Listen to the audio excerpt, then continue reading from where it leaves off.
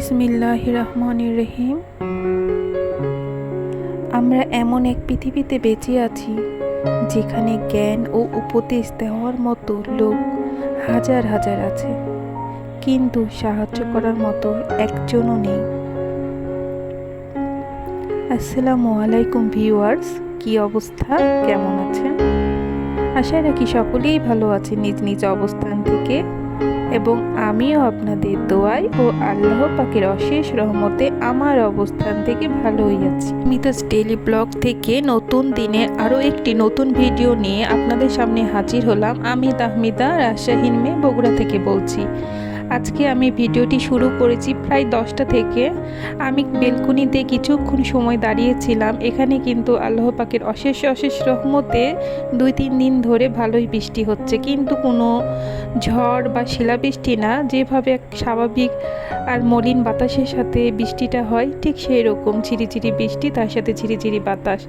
অনেক সুন্দর আবহাওয়াটা ছিল, যার কারণে আজকে আবহাওয়ার দিকে খেয়াল রেখে আমি একটু মুরগির মাংস, পটল ভাজি, তার সাথে একটু পোলাও রান্না করে নেব।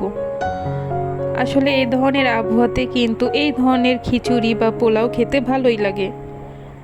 তো আচ্ছা, আমি তো রান্না করছি আর আমার রান্নাও প্রায় শেষের দিকে। তার সাথে আপনাদেরকে নিয়ে আমি মেলাতে যা যা কিনেছি টুকিটাকি সেগুলোও শেয়ার করব। ইনশাল্লাহ আপনারা আমার ভিডিওর সাথেই থাকবেন শেষ পর্যন্ত।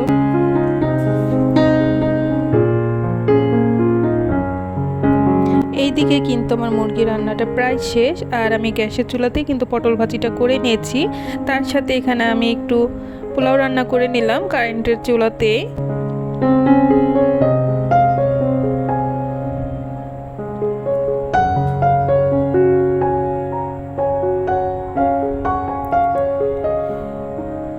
এই তো আমরা দুপুরের খাবার খেয়ে নিচ্ছি। আজকে এই যে সিম্পল আয়োজন ছিল, তার সাথে আমি একটু দই আর দুধ দিয়ে একটু লাচ্ছি তৈরি করে নিয়েছিলাম।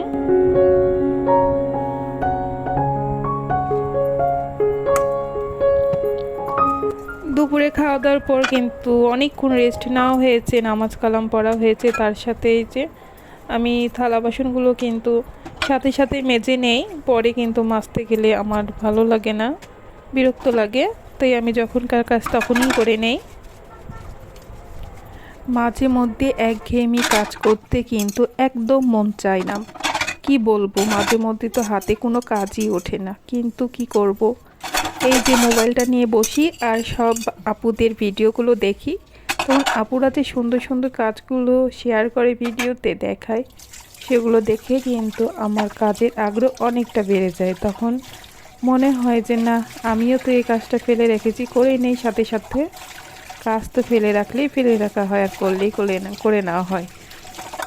আসলে আমরা যে ব্লগ ভিডিওগুলো দেখি, এগুলো দেখে কিন্তু আমরা অনেক কিছুর জন্য, অনেক কাজের জন্য অনেক ইন্সপায়ার হই, আর সেই সাথে সাথে আমরা কাজগুলোর আগ্রহ জন্মে, আর যে কোনো কাজ আমরা ঝটপট করে নেই।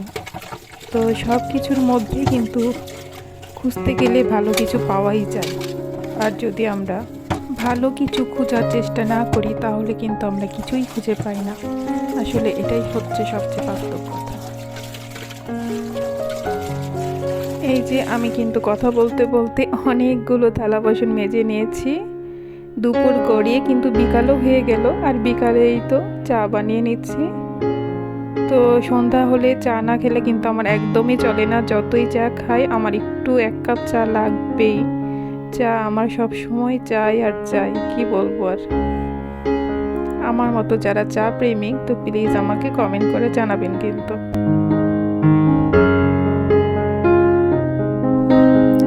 দেখা যায় দুধ চা খাওয়া কিন্তু আমাদের স্বাস্থ্যের জন্য অনেক ক্ষতিকর, তারপরেও কি করব, মাঝে মধ্যে মন চায় না, আর এই যে দুধ চা করে খেয়ে নিই। আর বেশিরভাগ সময়টাই দেখা যায় আদা চা বা শুধু লাল চা খাওয়া হয়, আবার মাঝে মধ্যে একটু শখ করে দুধ চাও খাই। এখন পর্যন্ত যে বা যারা আপু ভাইয়ারা আমার এই ভিডিওটির সাথেই আছেন, তো আমি একটু হলেও ধরতে পারি আমার ভিডিওর কোনো একটি অংশ আপনার কাছে ভালো লেগে গেছে। আর এই ভালো লাগা থেকে আপনার কাছে আমার একটা অনুরোধ থাকলো, আমার এই ভিডিওটিকে লাইক করে দিবেন।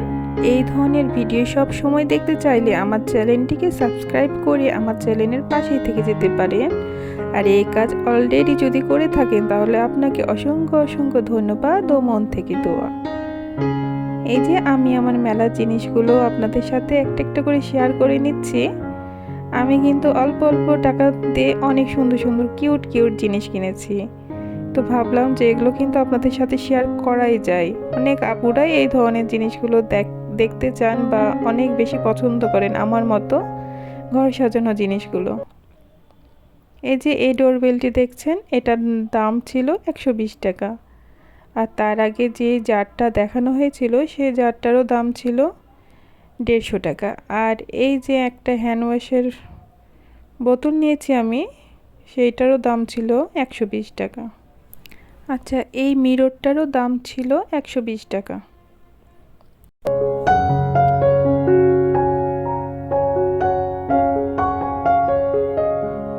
এই যে এই চামচের সেটগুলো কিন্তু বেশি দাম না, এগুলোরও 120 করেই নিয়েছিল, মানে 150 টাকা চাচ্ছিল কিন্তু 120 টাকাতেই দিয়েছে।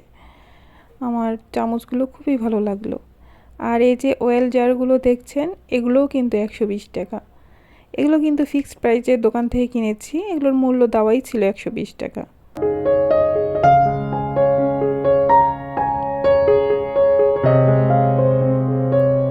আর এই যে দুইটা জার সুগার আর টি রাখার জন্য কিনেছি, এগুলো প্রাইস ছিল 120 টাকা। অনেক আপুরা এইসবের দাম জানতে চান, যার কারণে আমি দামগুলো বলে দিচ্ছি। পরে কিন্তু দামগুলো বলা একটু সমস্যা হবে, তাই আমি এখনই দামগুলো বলে দিচ্ছি। আশা করি আপনাদের জন্য সুবিধা হবে।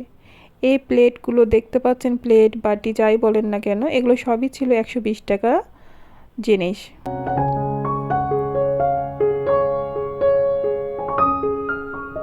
ছোট বাটি নিলেও 120 আর বড় বাটি নিলেও 120।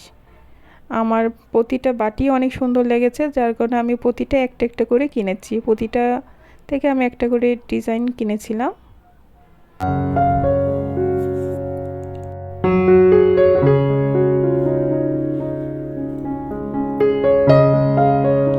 এখানে দুইটা কিউট কিউট এই যে হাফ বাটি আছে, হাফ প্লেট আছে, এগুলো নিয়েছিল 120 করে।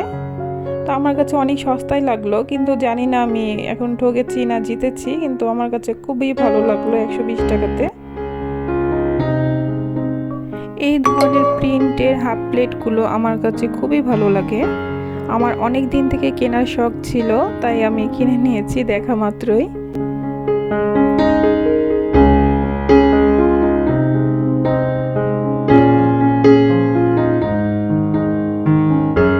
এই যে এই কিউট বাটিটাও ছিল 120 টাকা দামের। আসলে সব কিছু কিন্তু আমি একটা দোকান থেকে কিনেছিলাম একই রেটে, এই জন্য।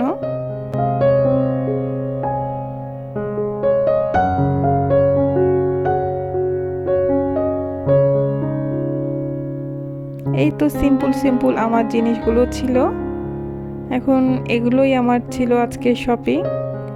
আমার শপিংগুলো কেমন হয়েছে প্লিজ আপনারা আমাকে জানাবেন।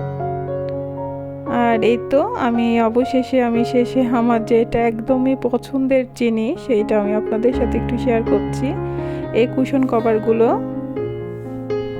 এই যে এই প্রিন্টটাকে বলতেছে 3D প্রিন্ট, এগুলো তো প্রায় সবাই জানে, এখন খুব এগুলো পপুলার হয়ে গেছে সব জায়গাতে, প্রায় দোকানেই দেখা যায়। তো আমার চোখে পড়ার সাথে সাথে আমি কিনে নিয়েছি। অনেক অল্প দামগুলো শুনলে হয়তো বা আপনারা একটু অবাক হবেন। এগুলো পিস ছিল 100 টাকা করে। তা আমি বেশি না 3টা কুশন কভার কিনেছিলাম বেডের জন্য, বেডে রাখার জন্য। বেডে যে সকল বালিশগুলো আমি রাখি ঠিক ওগুলো কভার করার জন্য আমি এগুলো নিয়েছিলাম, কুশন বালিশের।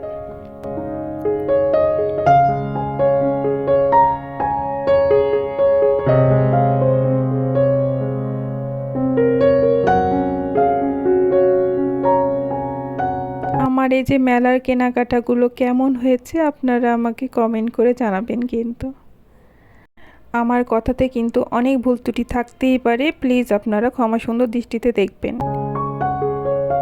আমি কিন্তু একদম ভিডিওর শেষ প্রান্তে চলে এসেছি। সকলেই ভালো থাকবেন, সুস্থ থাকবেন। সকলের জন্য অনেক অনেক দোয়া ও ভালোবাসা রইল। আসসালামু আলাইকুম, আল্লাহ হাফেজ।